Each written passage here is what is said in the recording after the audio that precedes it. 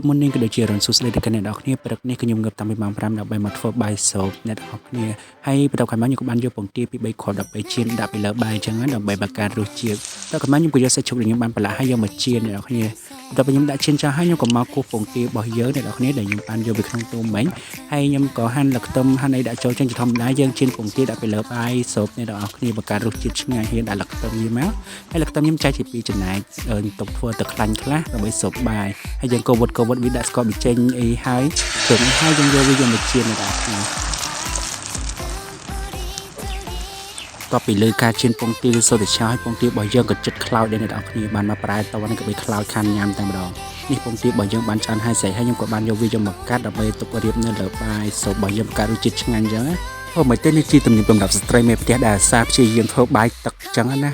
នេះតែប្រហែលខ្ញុំក៏បានយកសាច់ជ្រូករបស់យើងយកមកហាន់ជាមួយគ្នាផងដែរហើយខ្ញុំអាចចោលទៅជាមួយស្លឹកខ្ទឹមព្រោះស្លឹកខ្ទឹមនេះគឺខ្ញុំទុកធ្វើ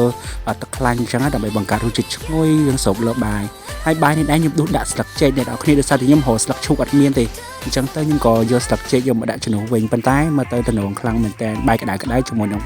សាច់ជ្រូកជាតិហើយនឹងពងទាខ្ញុំភ្លេចទៅជាមួយជ្រក់នេះគឺជ្រក់ស្នាដៃខ្ញុំធ្វើផ្ទាល់តែម្ដងបើសិនជាអ្នកនរគ្នាចង់ញ៉ាំអាចមកផ្ទះខ្ញុំបានធ្វើឲ្យញ៉ាំអញ្ចឹងតែអត់លុយមកខ្ញុំដាក់ធ្វើឲ្យនឹងអ្នកនរគ្នានិយាយលេងហើយបន្ទាប់ក្រោយមកពលឺព្រះអាទិត្យចាប់ផ្ដើមចែងអញ្ចឹងអ្នកនរគ្នាយើងក៏បានរកបរិយាកាសមួយសមរម្យដើម្បីធ្វើការញ៉ាំបាយអញ្ចឹងណាដោយសារតែញ៉ាំលើផ្ទះឆ្ងាញ់ទេនេះអ្នកនរគ្នាខ្ញុំដួសខ្មៅចោះមកក្រោមដើម្បីរកកន្លែងសមរម្យដើម្បីញ៉ាំខ្ញុំងើបឡើងយ៉ាងដែរដោះធ្មេញទេហើយមកក៏ដែរលើកដែរមកដែរហាន់តាក្រូចនេះអ្នកនរគ្នាញ៉ាំបាយសុបជាមួយនឹងទេសភាពធម្មជាតិអ្នកនរគ្នាគឺមានក្តីសុខខ្លាំងមែនតើនេះគឺក្មួយខ្ញុំចាប់ផ្ដើមញ៉ាំហើយចាំមើល feedback របស់គាត់ឲ្យប្រមាណញ៉ាំទេ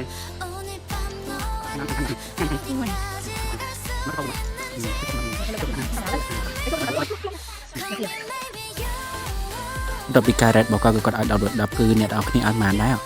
ហើយសម្រាប់បាយសោបរបស់ខ្ញុំគឺខ្ញុំញ៉ាំជាមួយទេសភាពពេលផឹកនៅជុំវិញផ្ទះអញ្ចឹងគឺមានការមានអីបែបពីស្រស់បំប្រងអញ្ចឹងតែម្ដងមកអ្នកនរគ្នាចេញឆ្ងាញ់ដល់ពីខតហើយលើទឹកបនតាអីដានេះមកអង្គុយញ៉ាំខ្លួនឯងតែម្ដងអ្នកនរគ្នាមកអ្នកនរគ្នាចេញឆ្ងាញ់ក៏ប៉ុន្តែបាច់មកមុខអ្នកថតទេអ្នកគ្នាមុខដូចហាន់តាក៏មុខដូចឆ្កែអញ្ចឹងអ្នកគ្នាមុខដូចទៅឆ្កែខែក្តឹកចាំមកមុខក៏អូដូចហាន់តាក៏អញងើបលឹមឡាហៅអីសៀអត់មានមុខទេអូបាក់ចិត្តហើយមែនអូបាក់ចិត្តអ្នកគ្នាបាក់ចិត្តខ្លាំងណាស់មកហូបឡើងឆ្ងាញ់តែមកមុខហាន់តាក៏អញ្ចឹងអ្នកគ្នាមកញ៉ាំបាយទាំងអស់គ្នាអ្នកគ្នាព្រឹកនេះញ៉ាំបាយសូលមកផ្ទះខ្ញុំមកបន្ទាប់ពីអង្គុយញ៉ាំជើងចតាជាមួយក្មួយអស់ចិត្តទៅស្រីចាស់ម្នាក់នេះក៏បានធ្វើការដើរញ៉ាំតាមផ្លូវតែម្ដងអ្នកគ្នាយឺមែនជួយជាក់សាមកអង្គុយញ៉ាំនៅគិនផ្កាគិនអីនេះអូយស្រីចាស់មកធ្វើចរិតក៏បាក់ចិត្តតែមកអង្គុយញ៉ាំកដាផ្លឹមតវណ្ណាគេមកមកមានការជឿជាក់ជាខ្លាំងសក់បាឡើងទាំងងោដោយកូនសិស្សលោកអ្នកនរគ្នាហើយផឹកឡើងងើបឡើងអត់មានដោះថ្មីដោះអីលុបអីទេធ្វើម្ហូបធ្វើអីហើយញ៉ាំតឹងចឹងហ្មងគ្មានដោះមុខដោះអីគ្មានលុបមុខលុបអីគ្មានមួយទឹកមួយអីទេហ្នឹងគឺបរិយាកាសធម្មជាតិសុទ្ធសាធតែម្ដងបែបស្រុកស្រែហ្នឹងហើយវីដេអូហ្នឹងអត់មានអីទេមានតែការអរគុណច្រើនចំពោះការតាមដានជួបគ្នាវីដេអូក្រោយ